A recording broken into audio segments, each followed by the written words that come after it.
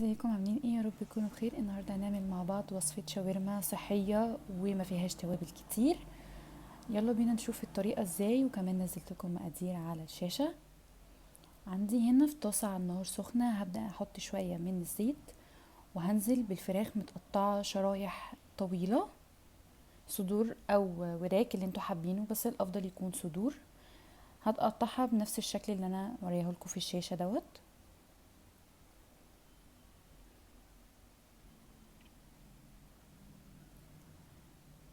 هفرد الفراخ في الطاسة بحيث ان هي تاخد صدمة من وشه، وبعد كده ابدأ اقلبها لحد ما لونها كله يتغير معايا.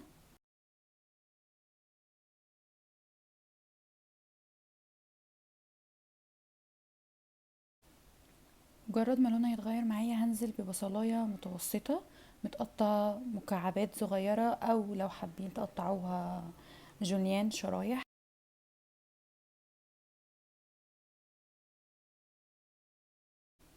هبدأ اقلبها كويس جدا مع الفراخ.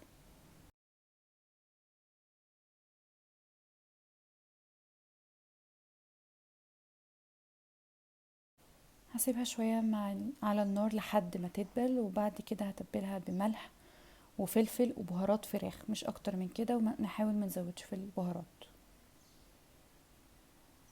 احب افكركم ما تنسوش لو عجبكم الفيديو تعملوا لايك وسبسكرايب وتفعلوا الجرس عشان يوصل لكم كل فيديو جديد مننا. هبدأ اقلب التوابل كلها مع الفراخ.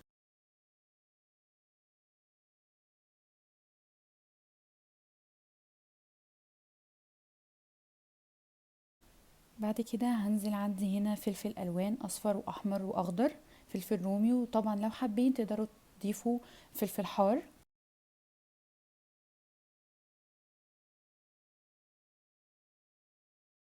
انا هنا كمان كنت مستخدمه زيت عادي، تقدروا تستخدموا زيت زيتون، او ممكن لو هي نون ستيك او مش طاسه بتلزق ممكن نستغنى عن الزيوت خالص، او اي ماده دهنيه.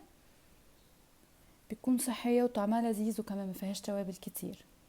بعد كده اخر حاجه عندي خالص قبل ما اطفي عليها النار بضيف طماطمايه صغيره، لو انتوا حابين تضيفوها، لو مش حابين ممكن تستغنوا عنها. وممكن تحطوا كمان كزبره او بقدونس. هقلب الطماطم بتاعتي مع الفراخ، وبعد كده هغطيها واسيبها لمدة دقيقتين ل3 دقايق على النار لحد ما النكهات بس تدخل في بعضها. احب افكركم ما تنسوش تعملوا اشتراك في القناة وتفعلوا الجرس عشان يوصل لكم كل فيديو جديد مننا، وتعملوا لايك للفيديو لو عجبكم. انا هنا خلاص هغطي عليها واسيبها من دقيقتين ل3 دقايق لحد ما النكهات تدخل في بعضها. وبكده الشاورما بتاعتنا النهاردة خلصت. نقدر نقدمها مع مكرونة او رز، او نعملها في سندوتشات عيش سوري. يا رب تكون الوصفة عجبتكم، هنستنى رأيكم في التعليقات تحت، وما تنسوش تعملوا لايك للفيديو لو عجبكم، ونشوفكم في فيديو جديد. سلام.